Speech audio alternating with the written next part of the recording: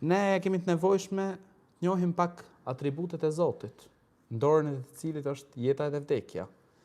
Dhe duam që Hoxha pra na flasësh pak për Allahun, për jetën e tij, sepse njerëzit sot dhe gjithmonë patjetër e kanë tepër të nevojshme që ta njohin Allahun. Alhamdulillah.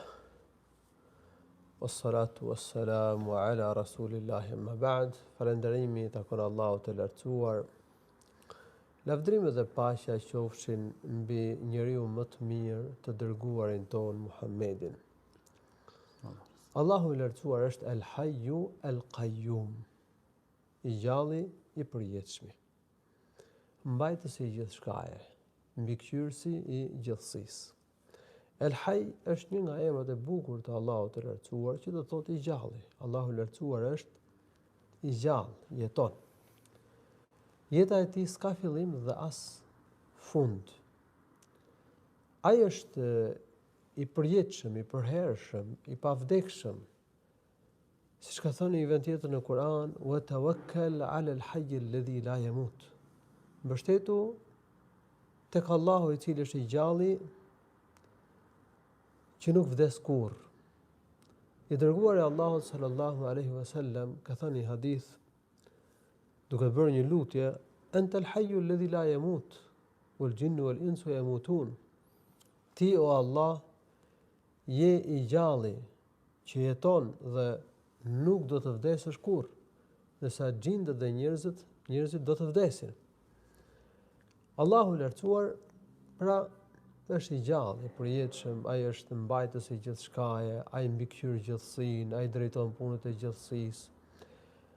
Ai s'ka nevojë për asgjë, ai ekziston vetiu, ndërsa krijesat e kanë fituar ekzistencën nga Allahu. Allahu i solli krijesat, i solli gjallësat në ekzistencë.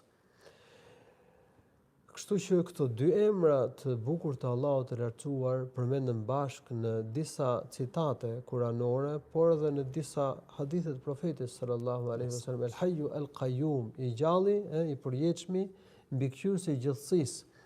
Ajsa disa dietar janë të mendimit se këto dy emra, El Hayyu El Qayyum, janë emri më i madh i Allahut të lartësuar, me të cilin nëse robi ja kërkon diçka Allahut, nëse robi i kërkon diçka Allahut duke përmendur këto dy emra, Allahu i lartësuar pranon lutjen, dhe në qoftë se njeriu i lutet Allahut të lartësuar duke përmendur këto dy emra, Allahu i lartësuar ja pranon lutjen.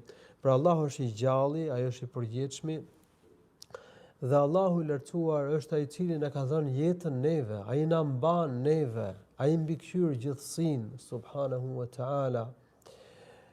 Ne kemi nevojë në çdo moment që të na mbajë Allahu i lartësuar. Prandaj i dërguari Allahut ka bërë një lutje dhe ka thënë: "Ya Hayyu ya Qayyum bi rahmatika astaghith."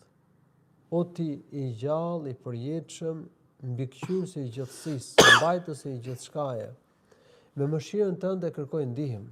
Aslih li sha'ni kullah, me rregullo të gjitha punët, dhe mos më lër për veten time, as edhe sa një hapi mbyllë syri, as një moment mos më lër për veten time.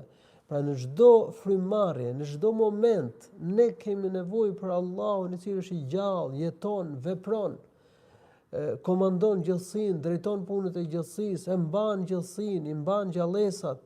Aslih li sha'ni kullah, me rregullon të gjitha punët. Allahu i lartësuar na i rregullon neve të gjitha punët. Pra, është Allahu ai i cili, domethënë, është i gjallë, i përjetshëm, ndërsa gjinët dhe njerëzit do të vdesin. E ka bërë ligj Allahu i lartësuar këtë çështje.